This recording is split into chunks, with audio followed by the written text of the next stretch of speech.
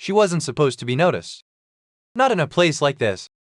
Old Pete's bar had always been a place for the forgotten men who drank too much, spoke too loudly, and went home to nothing. But tonight, everything was wrong. The music was gone. The laughter was gone. Even the smell was different. Instead of stale beer and cheap smoke, the air carried something sharper, expensive cologne, polished leather, quiet danger. Angela moved between tables with a tray balanced on her palm, her steps careful, practiced. She wore the same black uniform she had worn for 3 years, faded at the edges, sleeves slightly frayed, apron tied too tight because she had lost weight she couldn't afford to lose. No one looked at her. They looked through her. That was normal. Angela had learned long ago that invisibility was safer than attention. She had grown up in places where being noticed meant being judged, moved, rejected. 7 foster homes. 7 doors closed behind her. 7 versions of the same sentence. You're not a good fit. So she adapted. She became quiet, efficient, forgettable. And it worked. Until tonight. The men seated in the bar were not regulars. They didn't slouch. They didn't laugh. They didn't spill drinks. They sat straight, spoke in low voices, and watched everything. Security stood at every corner. Not obvious, but present. Angela didn't know who they were, but she understood one thing instinctively. This was not a place to make mistakes. So she didn't. She served. She cleared. She kept her head down. Invisible. Safe. Until she heard it. A sound so soft it almost didn't exist. Not loud enough for anyone else, but loud enough for her. A child crying. Not openly. Not freely. The kind of crying that hides itself. The kind Angela knew too well.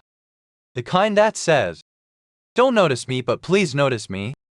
She rose, tray in hand, heart tightening. The sound came again. From the back hallway. The one no one used. The one no one watched. Angela turned. She shouldn't have. Every instinct told her not to. But some instincts run deeper than fear. She walked slowly, quietly, each step pulling her away from safety and towards something unknown.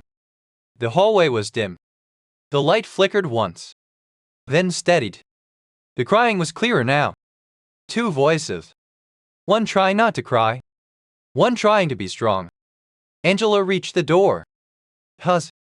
Then pushed it open. The room inside was small. Cold. Forgotten. And in the corner, 2 children. A boy and a girl. No older than 6. Curled together on an old couch. The girl's face was buried against the boy's shoulder, her small body shaking silently. The boy held her, his jaw tight, trying to be brave. Too brave for a child. Angela's chest tightened.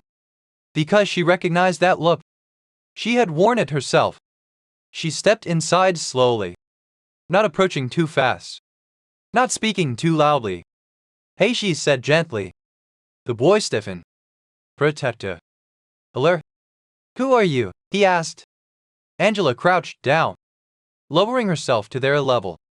"No one important," she said softly. "Just someone who heard you." The girl lifted her face. Tear streaked. Eyes wide. And then, without hesitation, she reached forward and hugged Angela. Angela froze. Not because she didn't want to move. Because she didn't know how. It had been so long. So long since anyone had held her like that. Not out of obligation. Not out of duty. But out of instinct. Need. Trust. Her arms moved slowly. Carefully. Wrapping around the child. Holding her gently. Like something fragile. Like something real. "It hurts," the boy whispered. Angela looked down. The girl's knee was scraped. Blood still fresh. Angela reached into her apron. Pulled out a cloth. Wet it with water from a nearby bottle. And cleaned the wound slowly. Carefully. Blowing softly to ease the sting. The girl watched her. Not crying anymore. Just watching. Like this was something new. Something she had never experienced before. "What's your name?" Angela asked. Milo, the boy said. And her? Lip. Angela smiled softly. Well, Milo, you're okay now. The boy hesitated, then leaned slightly closer. She doesn't like loud places, he said quietly. Angela nodded. I don't either. That made him look at her differently. Not as a stranger, but as someone who understood. Angela sat on the floor beside them, pulled them gently closer, and began to speak. Not loudly, not dramatically. Just a story. Simple. But about a girl who got lost and found her way home. Time passed. No one came. No one noticed. And for 15 minutes, the world outside that room disappeared. Then, the door opened. A man stepped inside. Still, followed by another. Then another. But the room didn't react to them. It reacted to him. Jones. Angela didn't know his name, but she felt it. The shift. The weight. The silence that followed him. Milo stood up instantly. The word landed heavily. Angela's breath caught. Her arms still around Leah, who did not let go. Jones looked at them. At his children. Then, at Angela. His gaze was cold. Controlled. Unreadable. But not empty. Never empty. He didn't speak immediately. He observed every detail. Angela holding Leah. The cleaned wound. The quiet room. The absence of fear. Then, Leah tightened her grip on Angela's hand and refused to move. Something changed. Not visibly. Not dramatically. But something inside him. Hus. Come here, he said to his daughter. His voice calm. Leah didn't move. Milo looked confused. But she only held Angela tighter. Angela felt it. The tension. The shift. The danger. She slowly knelt down. Met Leah's eyes. You should go with your dad, she said gently. Leah shook her head. No. Angela smiled softly. I'll still be here. A small lie, but a necessary one. Leah hesitated. Then slowly. Let go. One finger at a time. Milo took her hand. Led her back. But before leaving, he turned. Ran back to Angela. And whispered. Can I hug you, miss? Angela's breath caught. She nodded. He hugged her tightly. Quickly. Then ran back. Jones watched all of it. Every second. And for the first time in years, something inside him shifted. Because his children, who trusted no one, had chosen her. And Angela, the girl no one ever saw, had just been seen. Angela should have left it there. Gone back to the bar. Blended into the background. Let the moment disappear like everything else in her life. That was what survival looked like. Stay small. Stay unseen. Stay safe. But the moment didn't leave her. It followed her. In the way Leah's fingers had held onto her sleeve. In the way Milo had tried to be strong when he was still just a child. In the way Jones had looked at her. Not past her. At her. Angela returned to the main room. The atmosphere had shifted again. Heavier now. Tighter. The kind of silence that isn't empty. It's waiting. She moved carefully between tables again. Tray steady. Eyes lower. But something was different. People were watching her now. Not openly. As subtle. Because someone important had noticed her. And that changed everything. At the far end of the room, Jones sat alone. The others around him spoke in low voices, but no one interrupted him. No one leaned too close. No one made unnecessary noise. He didn't need to demand space. It formed around him naturally. Angela approached his table. Not because she wanted to. Because it was a sign. Because this was her job.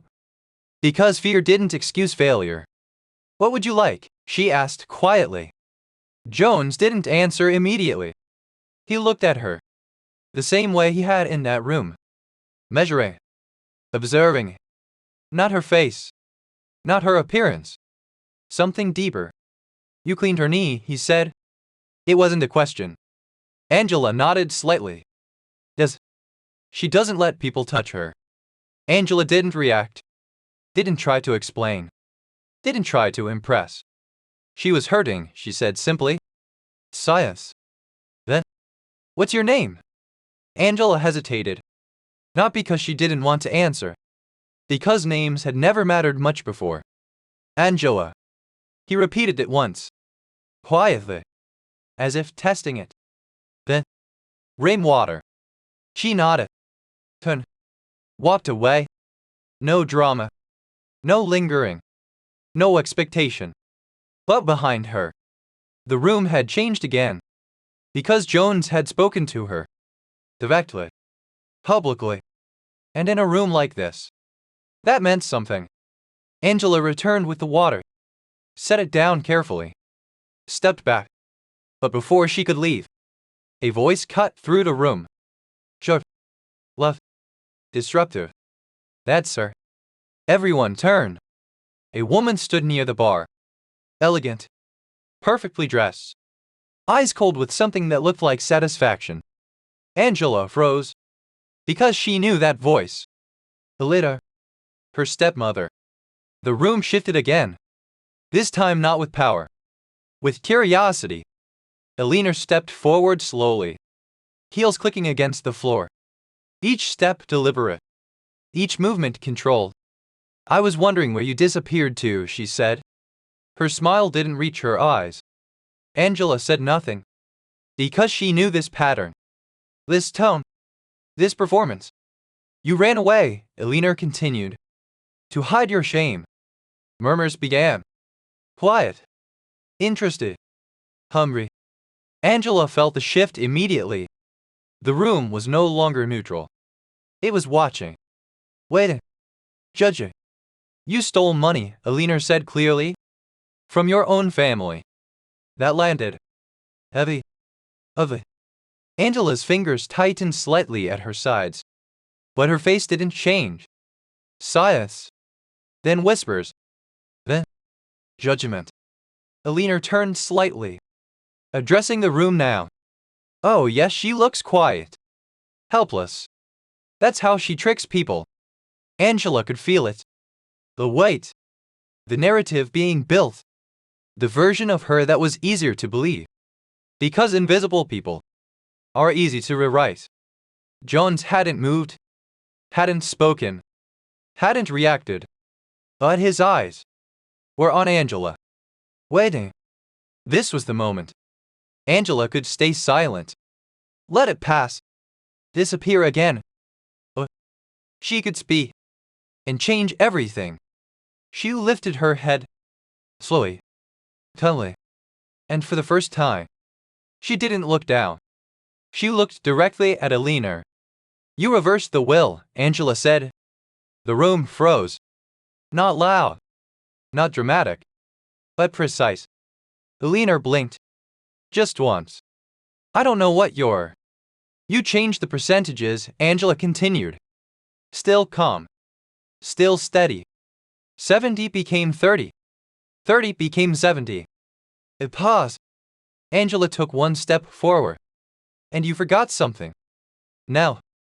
Even Jones leaned slightly forward. The legal phrasing, Angela said, is inconsistent between pages. Science. Absolute. Eleanor's smile faltered. Just slightly. You forged it in English, Angela said. But the original was drafted in French. A breath. And you mistranslated one clause. The room held its breath. Angela's voice didn't rise, didn't shake, didn't hesitate. Which makes the entire document, it paused, invalid.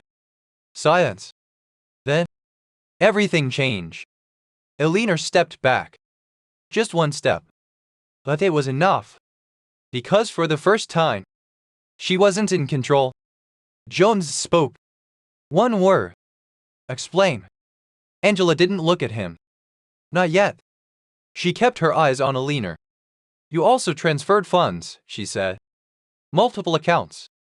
Small amounts. To avoid detection. It paused. But the pattern repeats every 90 days. Now. She turned to Jones.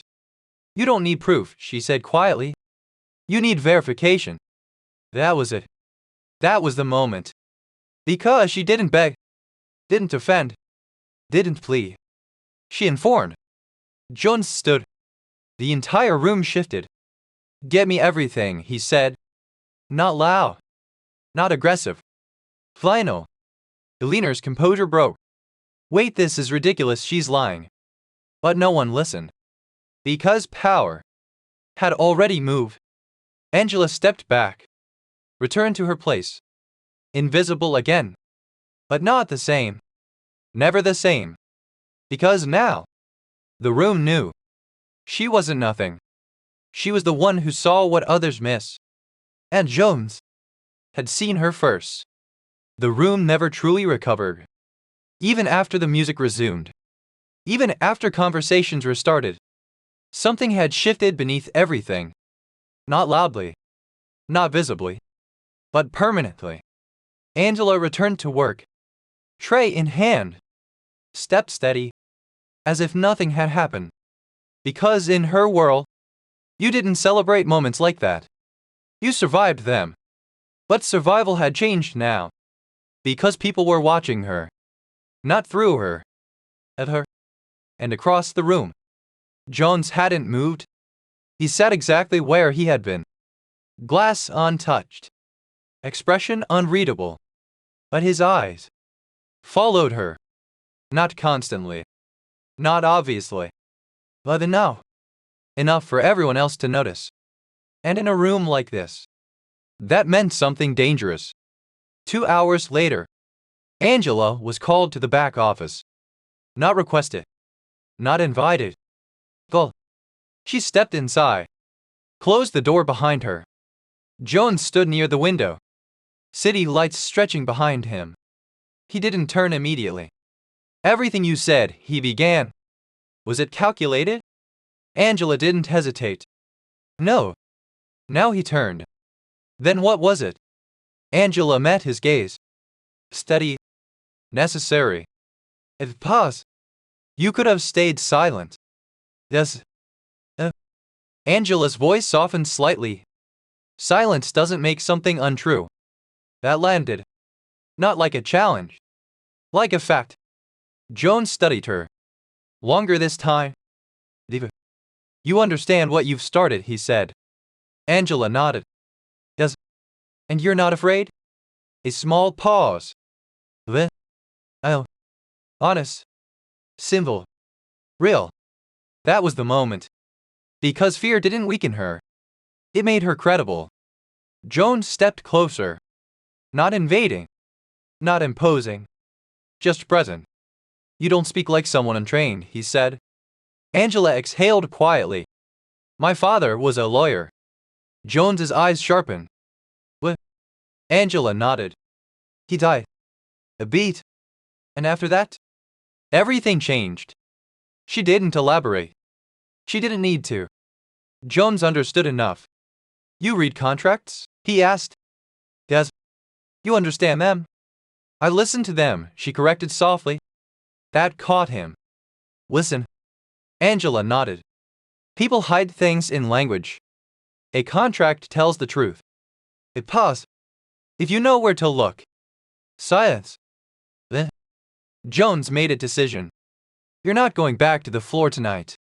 Angela blinked. I have a shift. It's covered. Not a suggestion. A statement. Angela hesitated. What? Jones didn't answer immediately. Because the answer wasn't simple. Because he didn't fully understand it himself. But he said it anyway. Because I don't waste useful things. The words were blunt. Practical. But something in his tone wasn't. Angela didn't react emotionally. Didn't take offense. She simply nodded. All right. That was how it began. Not with trust. Not with loyalty. With recognition. Over the next few days, Angela didn't return to the bar. She was placed somewhere else. Quiet. Controlled. Documents. Held. Transactions. At first, she observed. Then, she noticed patterns, inconsistencies, errors no one else questioned. And slowly, she began to speak. Not often, not loudly, but when she did, things changed. 3 days later, Jones called her in again. A contract lay open on the table. Explain this, he said. Angela stepped forward. Read quickly. Carefully. Then, she pointed. This clause binds you to an undefined timeline. Jones frowned. It's standard. Angela shook her head slightly. It looks standard. If it paused. But it's not. She traced a line of text. The phrasing shifts here. Jones leaned in. Meaning. Angela looked up. They can't extend it. Beat. Indefinitely. Science. Jones straightened. Who approved this? The room went still. Because someone had. And suddenly, that someone mattered. That was the moment Angela understood something important. Truth didn't just expose enemies. It created them. That night, she sat alone in the apartment they had given her. Not luxurious. Not overwhelming. Just hers. And for the first time in years, she wasn't afraid of the walls around her. But something else unsettled her. Jones. Not his power. Not his reputation. His restraint. He didn't control her. Didn't command her. Didn't confine her. He gave her space. And that was unfamiliar. Because Angela had only ever known two kinds of power. The kind that ignored you. And the kind that used you. This was different. And difference was dangerous in its own way. The next morning, everything changed again. Because Alina hadn't disappeared. People like her never did. She adapted. With blunt. And this time, she didn't come alone. Angela was reviewing documents when the message arrived. Your stepmother is requesting a meeting. Angela went still. Of course she was. Because truth doesn't end conflict. It begins it. Jones was informed immediately. He didn't hesitate. Bring her in. Angela stood in the same room. Different day. Different stakes. Alina entered. Perfect again. Composed again. As if nothing had happened. But her eyes were sharper now. Hilda, you've caused quite a disruption, she said. Angela didn't respond. Alina smiled slightly. You think you've won. If pause. You haven't. Jones stepped forward. This isn't your room anymore. Alina didn't flinch. No, she said softly. It's hers now, isn't it? Her gaze shifted to Angela. And that's exactly why she's in danger.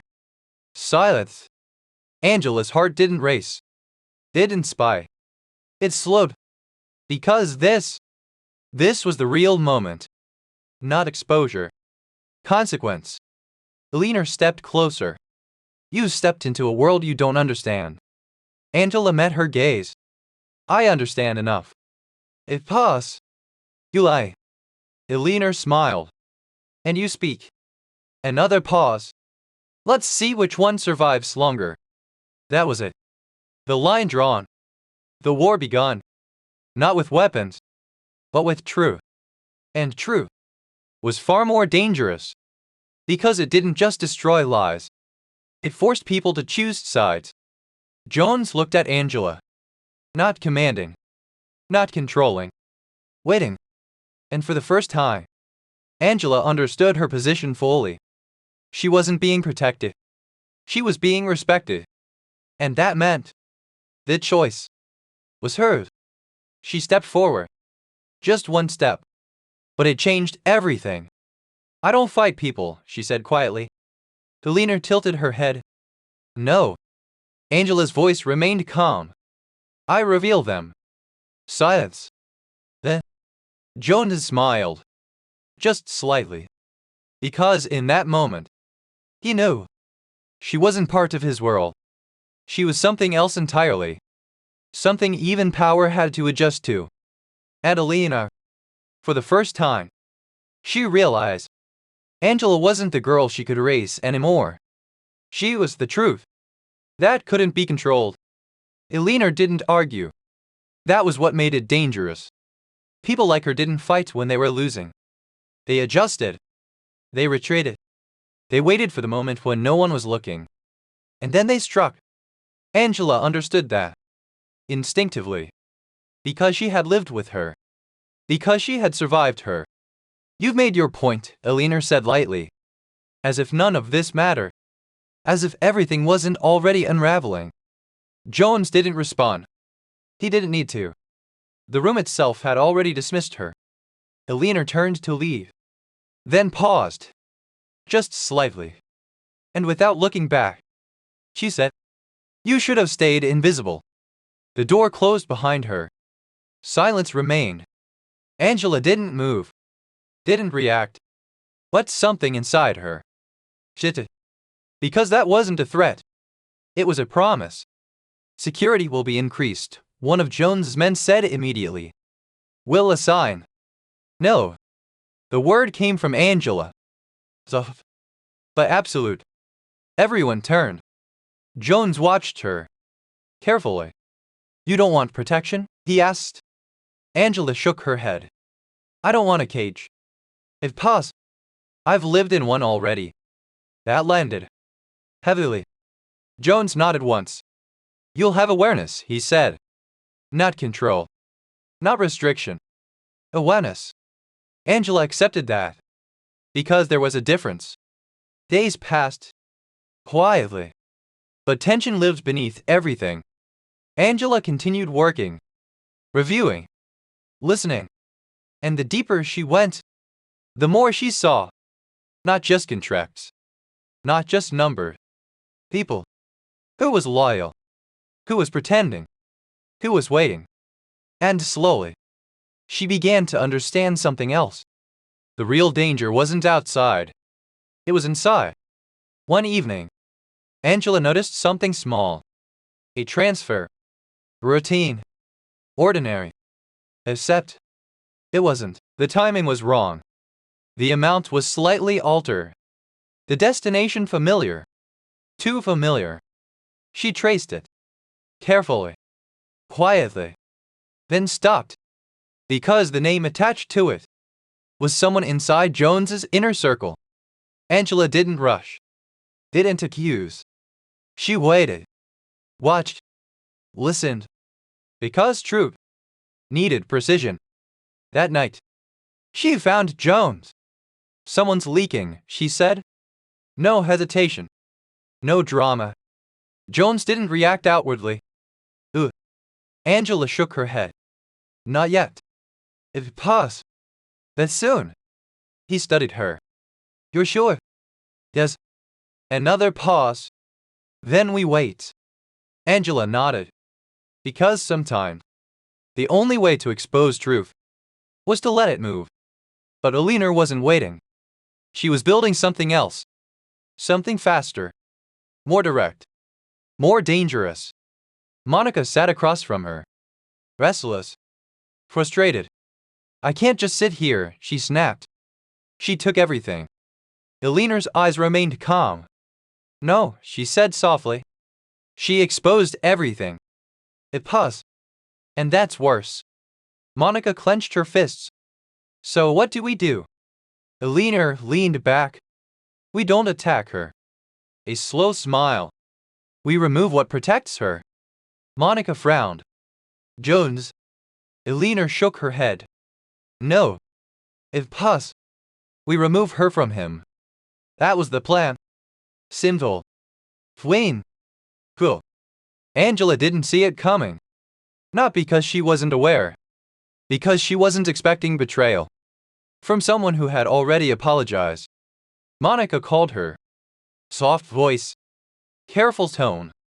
"I just want to talk," she said. Angela hesitated. But something inside her still believed. Because hope doesn't die easily. They met in a quiet cafe. Monica smiled, looked smaller, less sharp. I'm sorry, she said again. Angela didn't interrupt. I should have stood up for you, Monica continued. I should have said something. Angela watched her carefully, not suspicious, but listening. What do you want? Angela asked gently. Monica hesitated. Then, another chance. A long pause. Angela nodded slowly. Then don't lie to me again. Monica smiled. I won't. That was the moment. The one that sealed it. Because trust, even broken, can still be rebuilt or weaponized. The next few days, Monica stayed close, called often, visited, asked questions. Small ones, harmless ones. What do you do all day? Where do you go? Are you safe there? Angela answered. Not everything, but enough. Because she wanted to believe. Because she wanted something real. Because loneliness can make even the strongest people open doors they shouldn't. Elena watched everything, listened, collected, and when she had enough, she made the call. Thursday afternoon, Angela stepped out of the building. The air was calm, the city ordinary. Martha walked beside her, talking, smiling. For a moment, it felt normal. And then, it shuddered. A wind, press, cliff, doors opened, hand grabbed. Martha screamed. Angela didn't, because her mind had already shifted. Observation, memory, survival. She noted everything. The license plate, the faces, the route. Even as they pulled her inside. Even as the door slammed shut. Even as the city disappeared. She didn't panic. Because panic wouldn't save her. Back in the building, Jones felt it immediately. Not the event. The absence. Angela hadn't returned. And something in him didn't ignore that. Find her, he said. The room moved instantly. Because when he spoke like that, it wasn't a request. It was a command the world obeyed. Angela sat in the dark, hands bound, back straight, breathing steady, not waiting to be saved, thinking, analyzing, preparing, because she had learned something long ago. Even in the worst moments, you are not powerless. You are waiting for the right moment to act. And outside, that moment was already coming. Angela didn't know how much time had passed. Minutes, hours. It didn't matter. The room was cold. Concrete walls. A single light overhead that flickered just enough to remind her. Nothing here was stable. Her wrists were bound. Tight enough to hurt.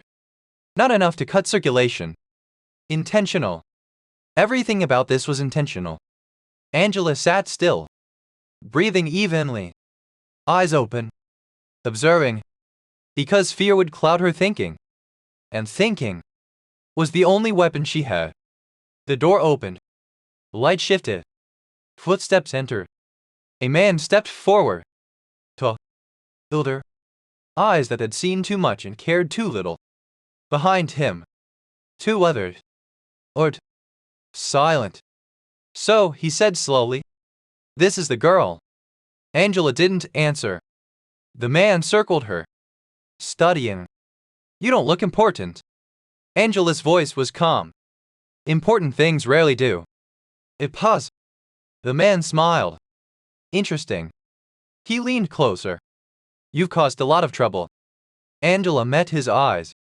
I told the truth. Another pause. That's the same thing, he replied. Across the city, Jones stood in front of a screen. The streets. Chevet. Moments slowed down.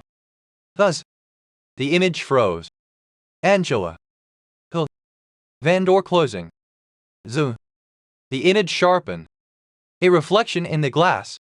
A number. Partial. That's enough, Jones said. His voice was quiet, but something beneath it was an location. Working on it. Faster. Back in the warehouse. The man pulled a chair across from Angela. Is that? You know who I am? He asked. Angela shook her head. No. He smiled slightly. That's good. Pause. It means you're honest. He leaned forward. I sent a message. Angela didn't react. He didn't pay. Silence. Angela's heartbeat didn't spike. Didn't race. Because she understood something. If Jones wanted her back, he wouldn't negotiate. He would come. So she said nothing. The man watched her carefully. You don't seem surprised. Angela tilted her head slightly. You expected me to beg? Pause. The man smiled again. I expected fear. Angela's voice softened. It's there. Another pause. I just don't let it speak. That moment changed something. Because strength isn't loud. It's controlled. Outside. Engine stopped. Doors opened. Men moved. Silent. Precise. Jones stepped out. Not behind them. Not protected. Because some things you don't send others to do. Inside. The man stood. Shame, he said. Angela looked up. For him. Pause. He lost something valuable. Angela didn't respond. Because she knew. He hadn't lost anything. Not yet. A sound. Distant. Sharp. Gunfire. 1, 2, 3. Then shouting. Running. Chaos. The man froze. Angela didn't, because she knew. He was here. The door burst open. Light flooded in. And in that light, he stood. Jones. Not calm. Not composed. Something darker. Something raw. His eyes found her immediately. Everything else didn't matter. He crossed the room in seconds. Cut the restraint. Carefully. Quickly. Are you hurt? He asked. Angela shook her head. I'm okay. But a necessary one. Because now wasn't the moment for weakness. Jones pulled her to her feet. For a second. Just a second. His hand lingered. Not possessive. Checker. Real. Behind him. The man was being restrained. Forced down. You should have stayed out of this, he spat. Jones didn't look at him. You should have stayed invisible. The words echoed. Not just to the man.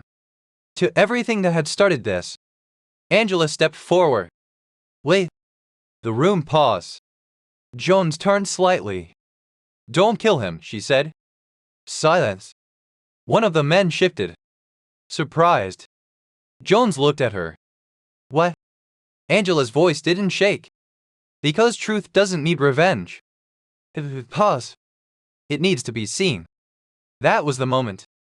Because power could destroy. But she was choosing to expose. Jones studied her. Then he nodded once. Call it in, he said. Police. Authorities. Not shadows. Not silence. Justice. Angela exhaled slowly. Because this was her line. And she had held it. Outside. The night felt different. Quieter. Lighter. As if something heavy had finally shifted. In the car. Angela sat beside Jones. Neither of them spoke at first. Because some moments didn't need words. Finally. She said, You didn't pay. Jones glanced at her. No. Pause. You came instead. Yes. Another pause. Angela looked down at her hands. I thought. She stopped. Jones waited. I thought you might not. Silence. Then. I know, he said. No anger. No judgment. Just understanding. Angela looked at him. Why didn't you tell me? Jones's expression didn't change. Because if they thought I cared, if pause, they would have moved you. Angela nodded slowly. Strategy, not abandonment. And something inside her settled. Because trust wasn't built on words, it was built on actions. The car moved through the city, lights passing, silence steady, and for the first time, Angela felt something she hadn't felt in years. Not safety, choice. Because he hadn't taken it from her, he had protected it. She leaned back slightly, closed her eyes, not to escape, to rest. Because the fight was almost over, but not yet. Because truth still had one more place to go. Public, final, unavoidable. And when it arrived, everything would change. The final confrontation didn't happen in shadows. It didn't happen in quiet rooms. It didn't happen behind closed doors. It happened where lies could not hide. In public. The hearing room was filled, not with noise, with tension. Journalists, listeners, observers, people who had once ignored Angela completely, now watching, waiting. Because truth had become a spectacle. Angela stood at the front, not in uniform, not invisible, simple, composed, present. Her hair, still short, still uneven in places, but no longer something she hid. Because what had been taken from her had never been her power. Across the room, Alina sat, perfectly dressed, controlled, but her eyes were different, not confident, careful. Because control was slipping. Joan stood behind Angela, not beside, not in front, behind, not shielding her, supporting her. Because this was her moment. The lawyer began. Miss Angela, if pause, do you claim that the will was altered fraudulently? Angela didn't rush, didn't dramatize. Yes. Can you prove it? Angela lifted the documents, not shaking, not defensive, certain. The original document was written in French, she said. She turned a page. This version contains structural inconsistencies. Another page. A mistranslation in Clause 4 changes the distribution of assets. She looked up. That error invalidates the entire document. Silence. Not empty. Heavy. Because she wasn't arguing. She was demonstrating. The opposing lawyer stepped forward. You're not certified. Angela nodded. No. You're not licensed. No. If pass, then why should this court trust you? That was the question. The one meant to break her. To reduce her. To make her small again. Angela took a breath. Not deep. Not dramatic. Just enough. Because I have nothing to gain from lying, she said. It pass. And everything to lose. Silence. Then, she added. But true. Her voice softened. Doesn't require permission to exist. That was it. That was the moment. Because something shifted. Not just legally. Morally. Evidence followed. Experts confirmed. Signatures examined. Transactions traced. Piece by piece. The structure Alina had built collapsed. When the verdict came, it wasn't loud. It didn't need to be. Fraud confirmed. Assets to be restored. Further investigation recommended. Alina didn't react immediately. Then, her shoulders dropped. Just slightly. Because for the first time, she had lost something she couldn't take back. Control. Angela didn't celebrate. Didn't smile. She simply stood there. Because victory wasn't the point. True was. Outside, the air felt different. Clearer. Lighter. Real. Jones approached her. You did that, he said. Angela shook her head slightly. No.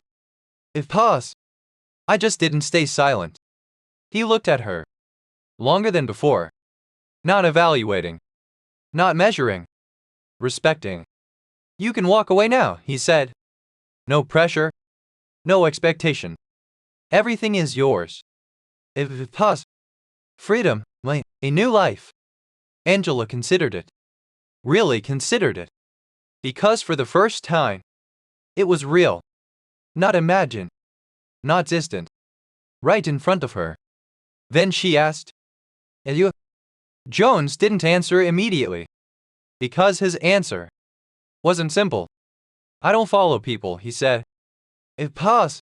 But I don't forget them either. Angela nodded. Because that made sense. Because it was honest. Days passed. Quiet ones. Angela moved into her own place. Not large. Not extravagant. Just hers. She learned new routines. Cooking for herself. Walking freely. Sleeping without fear. And yet, she didn't disappear. She built something. A small legal aid program. For people like her. People whose voices had been ignored. Because she understood something now. Truth isn't rare. Access to it is. Jones changed too. Not completely. Not suddenly. But gradually. Cleaner businesses. More transparency. Fewer shadows. Not because he had to. Because he chose to. They saw each other. Not every day. Not constantly. But intentionally. One evening. They stood on a rooftop. The city below. Lights stretching endlessly. Angela leaned against the railing. You didn't save me, she said. Jones looked at her. I know. It paused. You saw me. Another pause. And you gave me a choice. That was the difference. Because power that controls is fear. Power that gives choice is respect. Jones stepped closer. Not touching. Not claiming. Just there. And what do you choose? He asked quietly. Angela smiled. Not because she had everything. Because she finally had herself. I choose to stay. If it pause. Not because I need to. Another. Because I want to. That was the moment. Not dramatic. Not loud. But real. He didn't kneel. Didn't promise forever. Didn't rush anything. Because respect doesn't rush. It builds. And Angela. She didn't become powerful overnight. She became something better. Unmovable. Because they had taken her hair. They had tried to take her identity. Her dignity. Her future. But they couldn't take her choices. And in the end, that was the only power that mattered. Final reflection. People will mistake your silence for weakness. They will think that because you endure, you cannot act. But silence is not emptiness. It is restraint. And when restraint becomes action, it changes everything. Power does not belong to the loudest voice, or the richest person, or the most feared name. Power belongs to the one who chooses and refuses to be erased.